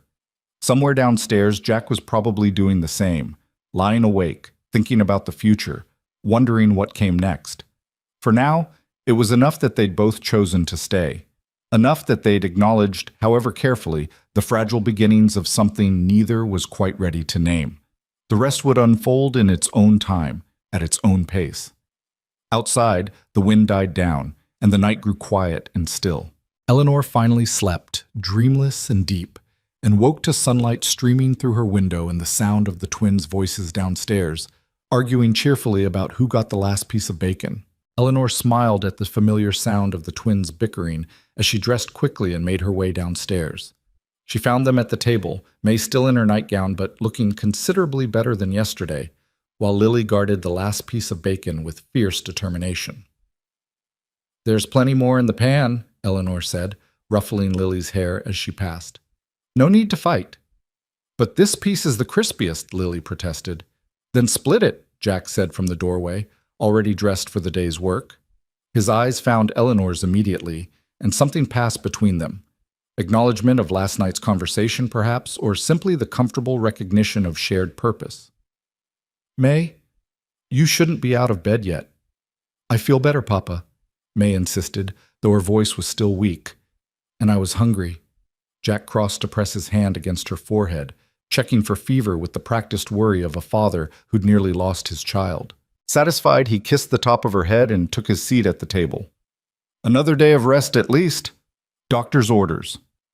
Eleanor served breakfast and joined them, noticing how the morning routine had become second nature, the way Jack automatically poured coffee for both of them, how the twins knew to wait for everyone to be seated before starting, the easy rhythm of a family that had learned to function together. It felt right in a way that made Eleanor's chest tight with emotion she couldn't quite name. After breakfast, while Jack headed to the barn and Eleanor settled May on the couch with books and blankets, Lily pulled at her skirt with unusual timidity. "Miss Hayes, can I ask you something?" "Of course." Lily glanced toward the couch where May was already absorbed in a storybook, then lowered her voice. "Are you going to marry Papa?" Eleanor's heart lurched. She knelt down to Lily's level, searching for the right words. "What makes you ask that?" "Mrs. Peterson said you probably would. She said Papa needs a wife and we need a mama, and you're nice and you haven't left yet, so probably you'll get married." Lily's expression was serious, almost worried. "I don't want you to leave like the others did." Eleanor took Lily's small hands in hers, choosing her words with care. "Your Papa and I haven't talked about marriage, sweetheart. Right now, I'm here to teach you and May, to help run the house, because that's what we all need. Whether that changes or not, I promise you this, I'm not planning to leave. I'm happy here. But what if you change your mind? What if you decide you don't like us anymore?" The raw vulnerability in Lily's voice cut straight through Eleanor's heart. She pulled the child close, holding her tight. "I could never stop liking you and your sister. You've both become so important to me. Do you understand that?" Lily nodded against Eleanor's shoulder, her small body trembling slightly. "I love you, Miss Hayes." Eleanor's eyes burned with sudden tears. "I love you too, sweetheart. Both of you." It was the first time she'd said it aloud, and the truth of it settled over her like a weight and a blessing. These children had claimed her heart so completely that the thought of leaving them was physically painful. Whatever happened with Jack, whatever complicated feelings lay between them, her love for Lily and May was absolute and uncomplicated. The morning passed quietly, with May resting and Lily helping Eleanor with household tasks while maintaining a running commentary about everything and nothing. Eleanor found herself watching the child with new tenderness, understanding how much courage it had taken to voice her fears about being abandoned again. Jack returned at noon, and over lunch he announced they'd ride to the Peterson ranch that afternoon. "May needs to stay here and rest," he said. "But Eleanor, I'd like you to come. The Petersons will want to meet you properly, and it's good for you to know our closest neighbors." Eleanor nodded, curious about the family Jack trusted enough to have watched his daughters. After lunch, she changed into her riding skirt, a practical garment she'd acquired in Millbrook, and found Jack waiting with 2 horses saddled and ready. "You can ride?" he asked, offering her the reins of a gentle-looking mare. "Well enough," Eleanor said, though in truth her experience was limited to occasional rides in Baltimore's parks. But she mounted without assistance and managed to look reasonably competent as they set out. The Peterson Ranch lay 3 miles west, through terrain that was rougher than the main road to Millbrook. Jack rode with easy confidence, occasionally pointing out landmarks or explaining property boundaries. Eleanor absorbed it all, understanding that he was teaching her about their world, integrating her into the reality of ranch life beyond the house and barn. "George and Helen Peterson have been our neighbors for 8 years, Jack explained as they rode. "Good people. Their children are grown and gone, but Helen still mothers everyone in range. She was the one who helped me most after Catherine died, bringing food, watching the girls when I couldn't manage." "She sounds wonderful," Eleanor said. "She is, but she's also got strong opinions and no hesitation about sharing them." Jack's tone held dry amusement. "Fair warning, she'll probably ask you every personal question she can think of." The Peterson Ranch came into view, smaller than Jack's spread but well-maintained, with a neat house and tidy outbuildings. A woman emerged onto the porch before they'd fully dismounted, wiping her hands on her apron and beaming at them. "Jack Wilder! About time you came by!"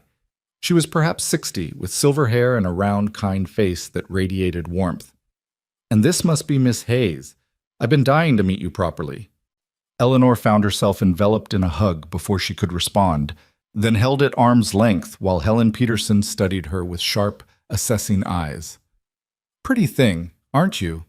And you've got a sensible look about you. That's good. Those girls need sensible more than they need pretty, though it's nice you're both." Helen released her and turned to Jack. "How's May?"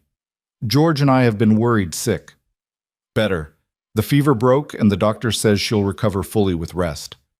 Jack's expression was easier than Eleanor had ever seen it, relaxed in the presence of someone he trusted completely. "We came to let you know and to thank you for checking on them." "As if we wouldn't," Helen scoffed. "Those girls are like granddaughters to us. Now come inside, both of you. I've got coffee and pie, and I want to hear everything." Helen's kitchen was warm and cluttered, full of the comfortable accumulation of a long life lived in one place.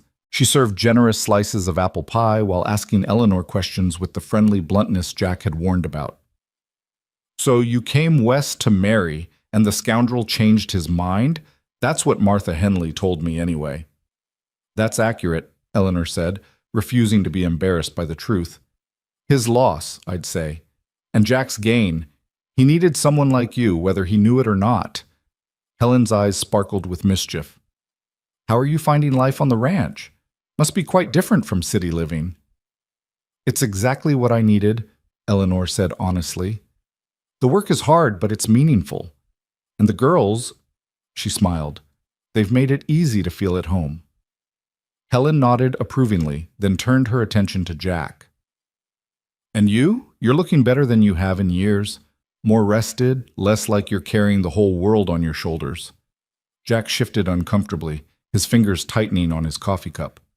"Eleanor's help has made a difference. The house runs smoother. The girls are thriving. It's been good having her there." "I should think so." Helen's tone was knowing. "Question is, you planning to make it permanent?" "We've already discussed a permanent arrangement," Jack said carefully. Eleanor's agreed to stay on as governess and housekeeper. That what you're calling it? Helen asked with such pointed amusement that Eleanor felt heat rise in her cheeks. Well, whatever title you put on it, I'm glad she's there. Those girls need a woman's influence, and you need someone who'll call you out when you're being stubborn. Jack's expression suggested this had happened more than once. Helen, don't Helen me in that tone. I've known you since you were a young man bringing Catherine here for the first time, all nervous and proud. I saw what her death did to you, watched you close yourself off from everything except those girls, and I've watched other women try and fail to reach you. She gestured at Eleanor. This one's different. She's not trying to replace Catherine or fix you. She's just living her life alongside yours, and that's exactly what you all need. The silence that followed was charged with unspoken truths. Eleanor stared at her pie, uncertain whether to feel pleased or mortified by Helen's frankness. Jack's face was unreadable, his jaw tight with emotion he wouldn't express in front of an audience. Finally, he said quietly, I appreciate your concern, Helen, but Eleanor and I know what we're doing. Do you? Helen challenged gently. Because from where I'm sitting, it looks like two lonely people who are too scared to admit they might want something more than a professional arrangement. Helen, her husband George said, appearing in the doorway with perfect timing. He was a tall, weathered man with kind eyes. Leave them be. Not everyone moves at your pace. Helen huffed, but subsided, and the conversation shifted to safer topics, weather predictions for the coming winter, news from town, George's concerns about a section of fence that needed replacing. Eleanor listened and contributed where appropriate, but her mind kept returning to Helen's words. Was it that obvious? Could everyone see what she and Jack were carefully not acknowledging? On the ride back to the ranch, they traveled in silence for several miles before Jack finally spoke. I apologize for Helen. She means well, but she doesn't always know when to stop pushing. She cares about you, Eleanor said. About all of you. That's worth some discomfort. Jack glanced at her. Did it make you uncomfortable? What she said about us? Eleanor considered lying, then decided against it. A little, but mostly because she was right. We are scared, aren't we? Jack reined in his horse, and Eleanor did the same. They sat facing each other on the empty trail, with nothing around them but grassland and sky and the truth they'd been avoiding. I'm terrified, Jack admitted, his voice rough. Catherine's death nearly destroyed me. Learning to love someone again, risking that kind of loss, I don't know if I'm strong enough. I'm scared too, Eleanor said. I came west believing in promises that turned out to be lies. Trusting someone again, building my life around them. What if I'm wrong again? What if this all falls apart? What if it doesn't? Jack asked quietly. What if we're both so afraid of being hurt that we miss something real? Eleanor's heart hammered against her ribs. Is it real? What you feel? Jack urged his horse closer until they were side by side, close enough that he could reach out and take her hand. His palm was warm and calloused against hers, solid and real. I don't know what to call it yet, he said honestly. All I know is that when I'm with you, the world feels less heavy. When I watch you with my daughters, I see the future instead of just the past. When you smile, something in me that's been frozen for 5 years starts to thaw. He tightened his grip on her hand. That feels real to me. Eleanor's eyes burned with unshed tears. I love your daughters. I love this life we're building together, and I think I could love you too, if we let it happen, if we're both brave enough. The trial period ends in 6 weeks, Jack said. What if we use that time to figure out what this is? No pressure, no expectations, just honestly trying to understand what we mean to each other. And then? Eleanor asked. And then we decide, together, whether this stays professional or becomes something more. Jack brought her hand to his lips, pressing a kiss to her knuckles that was achingly gentle. I won't rush you, Eleanor, and I won't make promises I can't keep. But I want to try, if you're willing. Eleanor looked at this man who'd become so important to her, his stern face softened by vulnerability, his storm-gray eyes holding hope and fear in equal measure. She thought about the twins waiting at home, about the life she'd built from the ruins of her abandoned dreams, about the risk of opening her heart to someone who could break it. Then she thought about Lily asking if she would leave, about May's small hand in hers, about Jack's confession on the porch that her presence had taught him to hope again. She thought about morning coffee and shared meals and bedtime stories, about all the small, precious moments that had woven her life into this family's. "I'm willing," Eleanor said. "Let's try." Jack's smile transformed his face entirely, erasing years of grief and revealing the man he might have been without loss's burden. He leaned forward slowly, giving her time to pull away, and pressed a kiss to her forehead that felt like a promise. They rode the rest of the way home in comfortable silence, their hands occasionally brushing as their horses walked side by side. When the ranch came into view, Eleanor felt something settle in her chest, a sense of rightness, of belonging, of having finally found where she was meant to be. The twins met them at the door, Lily bursting with stories about May's progress, and May insisting she felt well enough to help with supper. Jack lifted May into his arms despite her protests, carrying her back to the couch while Lily attached herself to Eleanor's skirts. "Did you have a good time at the Petersons?" Lily demanded. "Did Mrs. Peterson give you pie? She makes the best pie." "She did, and it was delicious," Eleanor confirmed. "And she sent some back for you and May." Lily's face lit up. "Really? Can we have it now?" "After supper," Eleanor said, "if you help me prepare it." They fell into the evening routine, preparing food, setting the table, the twins chattering while Jack and Eleanor worked in tandem with the ease of long practice. But there was something different now, some awareness humming between them that changed the quality of every glance, every accidental touch. After the twins were in bed, Jack helped Eleanor clean the kitchen, a departure from his usual practice of retreating to account books or barn work. They washed and dried dishes together, and Eleanor found herself hyper-aware of his presence, the warmth of him beside her, the occasional brush of his arm against hers, the comfortable silence that needed no filling. "I've been thinking," Jack said as he dried the last plate, "about what Helen said, about making things permanent." Eleanor's pulse quickened. "What about it?" "The trial period was always artificial. I knew within the first week that you were exactly what we needed. I was just too cautious to say it outright." He set the plate down and turned to face her fully. "I want you to know that regardless of what happens between us personally, you have a place here for as long as you want it. You're not just the governess anymore, Eleanor. You're family." The words hit Eleanor with unexpected force. Family. She'd lost hers years ago, had come west hoping to build a new one through marriage, and had instead found it in the most unlikely place, caring for motherless twins and falling for their grief-stricken father. "I feel that too," she said quietly. "This is my family now. These girls, this house, this life. And you." She paused, then added with careful honesty, "I don't know what we're becoming to each other, but I know I don't want to lose it." Jack reached out and cupped her face with one calloused palm, his thumb brushing her cheekbone with infinite gentleness. "You won't lose it. Whatever we decide, whatever this becomes, I'm not going anywhere. And neither are you." Eleanor leaned into his touch, letting herself absorb the comfort and promise of it. They stood like that for a long moment, the kitchen warm around them, the house settling into night sounds. Then Jack stepped back, letting his hand fall. "I should let you rest," he said, though his tone suggested it was the last thing he wanted. "Good night, Jack," Eleanor said softly. "Good night." She watched him climb the stairs, then extinguished the lamps and made her own way to bed. But sleep was elusive, her mind replaying the day's conversations, Helen's pointed observations, the confession on the trail, Jack's promise that she was family.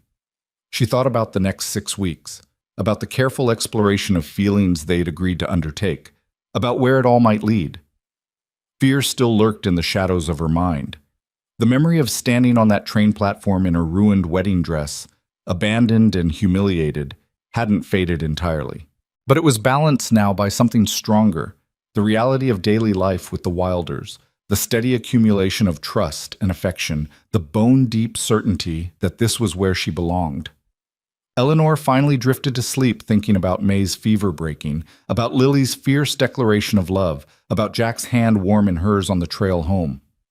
She dreamed of spring mornings and the twins laughing, of a garden she would plant and watch grow, of belonging so complete it felt like breathing.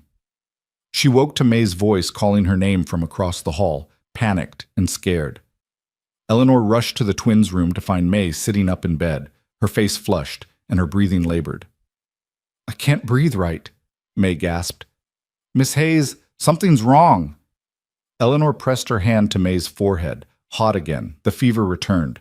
Her heart sank even as she forced her voice to remain calm. "It's all right, sweetheart. Stay calm for me. I'm going to get your papa." She ran down the hall and pounded on Jack's door.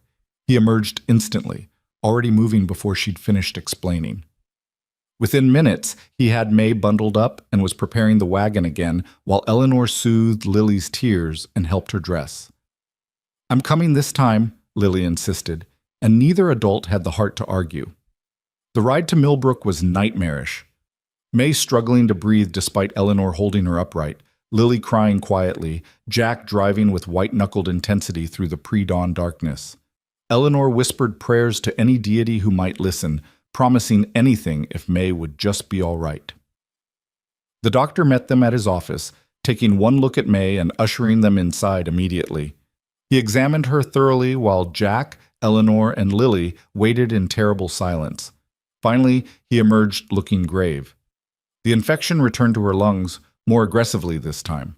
"I've given her medicine to help her breathe and bring down the fever, but she needs careful monitoring. Ideally, she should stay here where I can watch her." He looked at Jack's stricken face.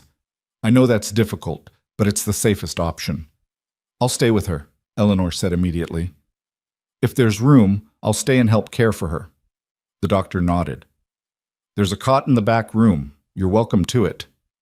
"I want to stay too," Lily said, her voice small and scared. Jack gathered his daughter close, his face a mask of barely controlled fear. "You need to come home with me, Lily girl. Miss Hayes will watch May, and I'll be back tomorrow to check on them both. Can you be brave for me?" Lily nodded against his chest, but Eleanor saw her small shoulders shaking with suppressed sobs. She knelt down and took Lily's hands. "Your sister needs you to be strong right now. Can you help your papa at home? Keep everything running while May gets better? That's the most important job there is." Lily searched Eleanor's face with desperate eyes. "Promise me she won't die. Promise me, Miss Hayes." Eleanor's throat closed. She couldn't make that promise, couldn't guarantee anything in the face of such serious illness. But she could offer the only truth she had. "I promise I'll do everything in my power to help her get better. And I'll be with her every minute so she's not scared. That's the best promise I can give you." It was enough. Lily threw her arms around Eleanor's neck, holding tight, then let go and took her father's hand. Jack looked at Eleanor over his daughter's head, and the raw emotion in his eyes nearly broke her. "Take care of her," he said hoarsely. "I will. I swear it." Eleanor watched them leave, then turned back to the room where May lay pale and struggling to breathe. She settled into the chair beside the bed, took the child's small hand in hers, and prepared for the longest vigil of her life. The hours blurred together in that small back room of the doctor's office. Eleanor kept vigil beside May's bed, bathing the child's fevered forehead with cool cloths, helping her sip water when she was conscious enough to swallow, whispering stories and reassurances through the long stretches when May drifted in and out of fitful sleep. The doctor checked on them regularly, adjusting medications and monitoring May's labored breathing with professional concern that did nothing to ease Eleanor's terror. By late afternoon, May's fever climbed higher despite the medicine. Her breathing grew more ragged, and she whimpered in her sleep, calling for her papa and for Lily. Eleanor held her hand and sang the lullabies she'd learned from reading Catherine's book to the twins, her voice breaking on the familiar words. "Please," Eleanor whispered to the child, to whatever force governed life and death. "Please don't take her. She's so young, so loved, please." The doctor returned at sunset with more medicine and a grave expression that made Eleanor's stomach clench with dread. He examined May carefully, listened to her lungs, then gestured for Eleanor to step into the hallway. "Her lungs are significantly compromised," he said quietly. "The infection is aggressive, and she's so small. The next 12 hours will tell us whether the medicine can turn this around." He paused, his weathered face kind but honest. "You should prepare yourself for the possibility that it might not be enough." Eleanor's knees nearly buckled. "There must be something more we can do. Something—" We're doing everything medical science allows, the doctor said gently. The rest is up to her constitution and whatever grace might exist in this world. I've sent word to Jack. He should be here within the hour. Eleanor returned to May's bedside on shaking legs, sinking into the chair and taking the child's hot little hand in hers. May's eyes fluttered open briefly, unfocused and glassy with fever. Miss Hayes? Her voice was barely a whisper. Am I going to see Mama? The question shattered something in Eleanor's chest. She leaned close, smoothing May's damp curls back from her forehead. You're going to get better and grow up strong and beautiful, just like your mama would have wanted. You're going to learn to read big books and ride horses and do everything you've dreamed of. Do you hear me, May? You're going to be fine. I'm scared, May breathed. I know, sweetheart, but you're not alone. I'm right here, and I'm not leaving. Your papa will be here soon, and Lily is thinking about you every single minute.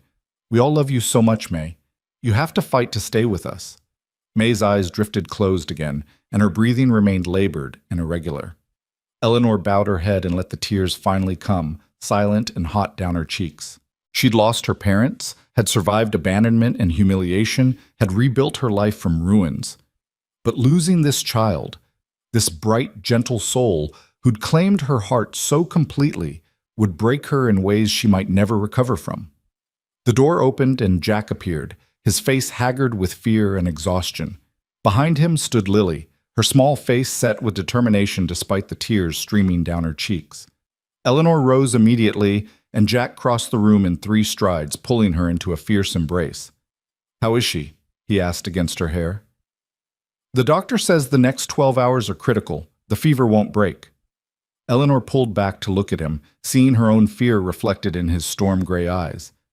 I've been with her constantly. She's fighting Jack, but she's so tired. Lily pushed past them and climbed onto the bed beside her sister, carefully arranging herself so she could hold May's hand without disturbing her rest. I'm here now, May, she whispered. You can't leave me. We're twins. We're supposed to stay together forever. Jack moved to the bedside and laid his large hand on May's small forehead, his jaw working with emotion he couldn't voice. Eleanor stood back, giving them space, but Jack reached out blindly with his other hand and caught hers, pulling her close again. Thank you, he said hoarsely, for being with her, for loving her enough to stay when this must be terrifying. There's nowhere else I would be, Eleanor said simply. She's mine now, Jack. Both of them are. In every way that matters, they're my daughters too. Something shifted in Jack's face, recognition, perhaps, or acceptance of a truth they'd both been circling. Yes, he said quietly. They are. The doctor allowed them all to stay, crowding the small room with their collective vigil. Night fell and deepened, and still May's fever raged.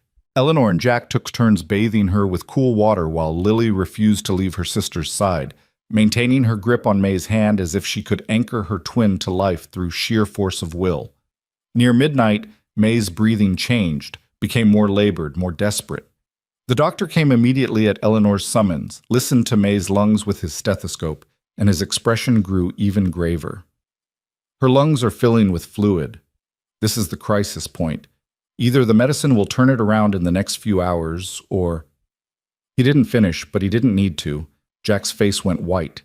He knelt beside the bed, gathering both his daughters close, Lily sobbing openly now, May barely conscious and struggling for each breath. Eleanor stood frozen, watching this family she loved face the possibility of devastating loss, and felt utterly helpless.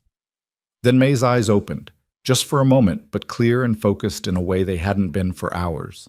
She looked at her father, at her sister, and finally at Eleanor. Love you, May whispered, so faint Eleanor almost missed it. All of you. We love you too, baby girl, Jack said, his voice breaking. So much. You're going to be fine. You have to be fine. But May's eyes had already drifted closed again, and her breathing grew even more labored.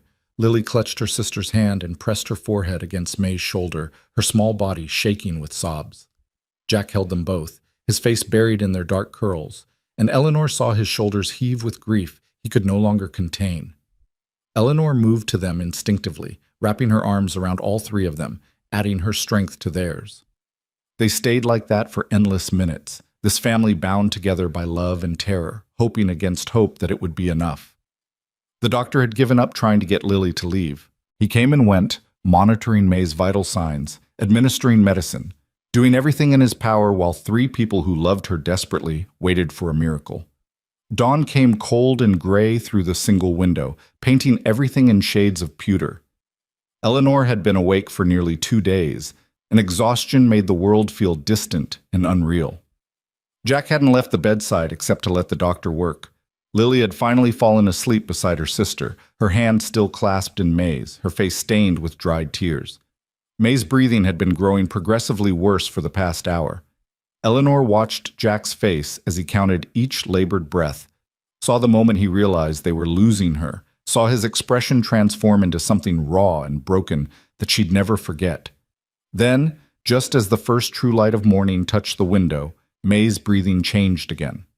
Not worse, different, easier, deeper. The terrible rasping quality faded, replaced by something that sounded almost normal. Eleanor's heart leaped. "Jack!" He'd already noticed. His hand flew to May's forehead and his eyes widened. "She's cooler. Eleanor, she's cooler." The doctor appeared as if summoned, pressing his stethoscope to May's chest and listening intently. After a moment that stretched into eternity, he straightened with something like wonder in his expression. "The fever's breaking. Her lungs are clearing. I don't—" He shook his head. "I've seen this before with children. They reach the crisis point and their bodies suddenly find the strength to fight back. But I never dare to hope for it." Jack's face crumpled. He bent over his daughter, his shoulders shaking with sobs of pure relief. Lily woke at the sound and sat up, her eyes going immediately to May's face.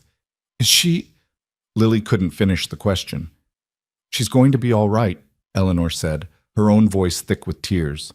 "The fever's breaking, sweetheart. Your sister is going to be fine." Lily burst into fresh tears, but these were tears of joy.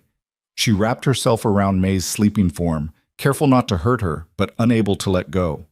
Eleanor stepped back to give them space, her legs suddenly weak with the release of tension she'd been carrying for hours.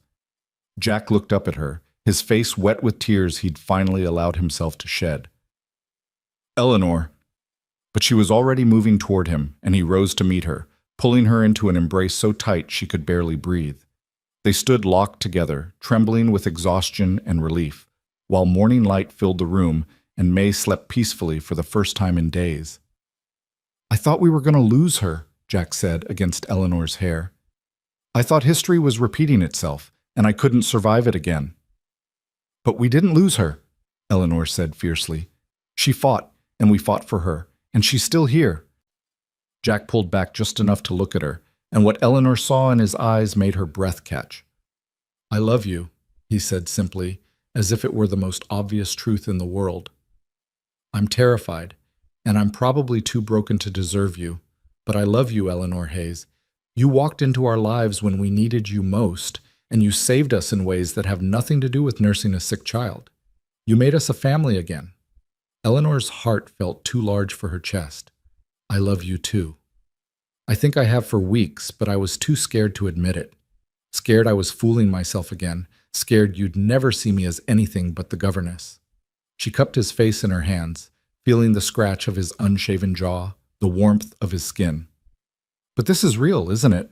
What we've built together." "It's the realest thing I've ever known," Jack said.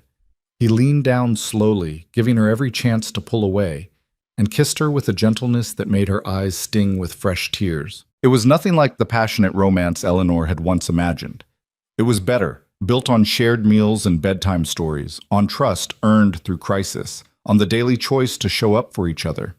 It was a kiss that tasted of salt and hope, and the promise of a future they would build together. When they finally broke apart, they found Lily watching them with a smile so bright it could have lit the room. "Does this mean you're going to marry Papa?" she asked, her voice full of barely contained excitement. Jack looked at Eleanor, one eyebrow raised in question. Eleanor felt laughter bubble up in her chest despite everything they'd just been through, or perhaps because of it. Life was too short and too precious to waste time being cautious. "I think it might," Eleanor said, looking at Jack. "If he asks properly." "Eleanor Hayes," Jack said, And despite the exhaustion lining his face, despite the fear they'd just survived, his smile was genuine and full of joy. "Will you marry me? Will you be my wife and a mother to my daughters, and my partner in this beautiful, terrifying, imperfect life?" Eleanor thought about the journey that had brought her here, the train platform where she'd stood in a ruined wedding dress, the desperate decision to accept work as a governess, the slow accumulation of moments that had transformed strangers into family. She thought about Charles Thornton's rejection and realized it had been the greatest gift he could have given her, because it had led her here to these people who needed her as much as she needed them. "Yes," she said simply. "Yes to all of it." Lily shrieked with delight, startling May awake. The child's eyes fluttered open, clear now, the fever glaze gone, and she looked around in confusion. "Why is everyone crying?" May asked, her voice weak but recognizable as her own. "Because we're happy, baby girl," Jack said, moving to the bed and gathering both twins into his arms. "Because you're going to be fine, and because Miss Hayes has agreed to marry me and become your mama for real." May's face lit up with a smile that erased days of worry. "Really? Miss Hayes is going to be our mama?" Eleanor joined them on the bed, letting herself be pulled into the tangle of arms and tears and joy. "Really," she confirmed, "if that's all right with you both." "It's perfect," Lily declared. "We've been waiting forever." The doctor cleared his throat from the doorway, his expression a mixture of professional satisfaction and personal happiness. "I hate to interrupt this moment, but May needs rest and monitoring for at least another day. You're all welcome to stay here, but perhaps some of you should sleep as well." Jack nodded, but Eleanor could see he was reluctant to leave May's bedside. She understood completely. After coming so close to losing her, none of them wanted to let her out of sight. They spent the day in that small room, taking turns sleeping on the cot, while someone always kept watch over May. The child improved steadily, her breathing growing stronger, her fever staying down, color returning to her pale cheeks. By afternoon, she was asking for food, and by evening, she was demanding to hear stories, frustrated by her own weakness, but undeniably on the mend. Jack sent word to the Petersons about May's recovery and their engagement, and Helen arrived the next morning with enough food to feed them for a week, and opinions about wedding plans that she shared with characteristic enthusiasm. "Small ceremony, I'd say," Helen declared, bustling into the doctor's office like she owned it. "Nothing fancy. Eleanor's not the type for fuss, and you've got these girls to consider. But something meaningful with the people who matter most." She beamed at Eleanor. "I'm so pleased, dear. You've made him happy again, and that's worth more than any grand romance." Martha Henley came too, bringing Eleanor's belongings from the inn and a knowing smile. "Told you the town was making bets on how long you'd last. None of them guessed you'd end up marrying the man." She hugged Eleanor warmly. "You've done well for yourself, girl. Better than you could have with that scoundrel who abandoned you." By the third day, the doctor pronounced May well enough to go home, though with strict instructions for continued rest and careful monitoring. Jack drove them back to the ranch with May bundled in Eleanor's arms and Lily chattering excitedly about wedding plans. The house welcomed them like an embrace, familiar and solid, full of the routines and memories they'd built together. Eleanor carried May upstairs and tucked her into bed, promising to bring lunch up shortly. Lily insisted on staying with her sister, determined not to let May out of her sight. Downstairs, Eleanor found Jack standing in the kitchen, staring at the room as if seeing it for the first time. When he heard her footsteps, he turned, and the expression on his face made her pause. "What is it?" she asked.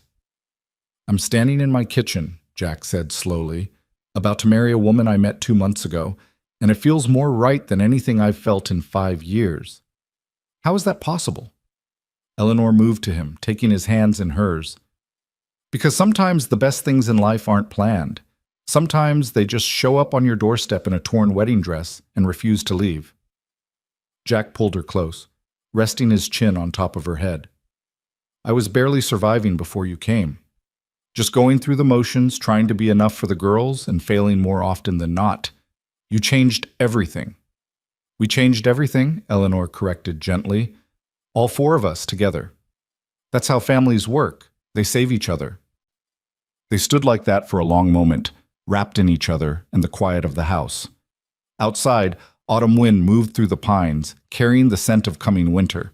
Soon they would need to prepare for the cold months ahead, stocking supplies, winterizing the house, ensuring the livestock were protected. But they would do it together, as they would do everything from now on. The wedding took place 3 weeks later in the Millbrook Church, with only their closest friends in attendance. Eleanor wore the green wool dress that had belonged to her mother, and Jack wore his Sunday best with a wildflower boutonniere that May and Lily had insisted on making. The twins stood beside them, beaming with pride and occasionally forgetting to be quiet during the ceremony. Helen Peterson cried openly throughout, and Martha Henley looked suspiciously misty-eyed despite her usual stoicism. The doctor attended, pleased to see May fully recovered and bouncing with energy. Even Tom Garrett from the train station was there, having quietly spread the word that the abandoned bride had found her happy ending after all. The vows were simple and heartfelt. Jack promised to honor Eleanor, to build a life with her built on honesty and partnership, to love her through whatever challenges came their way. Eleanor promised the same, adding that she would care for his daughters as her own and cherish the family they'd become. When the minister pronounced them married and Jack kissed her, the twins cheered so loudly that several people in the congregation laughed. Eleanor felt joy bubble up in her chest, pure and uncomplicated, untainted by doubt or fear. They held a small celebration at the ranch afterward, with Helen's cooking and George's fiddle music and the twins dancing wildly in the main room. As the sun set and their guests began departing, Eleanor stood on the porch watching the land turn gold and purple in the fading light. Jack joined her, sliding an arm around her waist. "Any regrets, Mrs. Wilder?" Eleanor leaned into him, savoring the sound of her new name. "Not a single one. You?" "Only that I didn't find you sooner," Jack said. "Though I suppose the timing was what it needed to be. We had to be broken before we could understand how to heal each other." Inside, they could hear the twins getting ready for bed, arguing cheerfully about something inconsequential. It was the most beautiful sound Eleanor had ever heard, the sound of family, of home, of belonging. "I should go help them," Eleanor said, but she made no move to leave the porch. Jack tightened his arm around her. "In a minute. Let me just hold my wife and watch the sunset for a moment." So they stood together as the day faded into night, and Eleanor thought about the journey that had brought her here. She'd stepped off a train in a torn wedding dress with her world in ruins, believing her life was over. Instead, she'd found it was just beginning. She'd found these girls who needed mothering and this man who needed partnership. She'd discovered that the strongest love wasn't built on romance and passion, but on shared meals and bedtime stories, on showing up day after day, on choosing each other through crisis and calm. Eleanor had come west chasing a fantasy of marriage and adventure. What she'd found instead was far better, a real family built on authentic connection, a home she'd created with her own hands, a future she'd chosen rather than one chosen for her. "What are you thinking?" Jack asked quietly. Eleanor smiled up at him, her husband, the man who'd given her daughters and purpose and love she'd never imagined. "I'm thinking that sometimes the best things in life are the ones we never planned for, the ones that find us when we need them most." "Like you," Jack said. "Like all of us," Eleanor corrected. "We found each other, and we built something beautiful from the broken pieces." The twins appeared in the doorway, already in their nightgowns, demanding that their parents come inside and read them a bedtime story. Eleanor and Jack exchanged a smile, the kind of smile that parents share when they're exhausted but happy, when they know the work is endless but worth it. They went inside together, and Eleanor settled on the couch with both girls piled beside her while Jack took his chair nearby. She opened Catherine's book of fairy tales, the same book she'd read on her first day here, when she'd been a stranger trying to earn the trust of two wary children.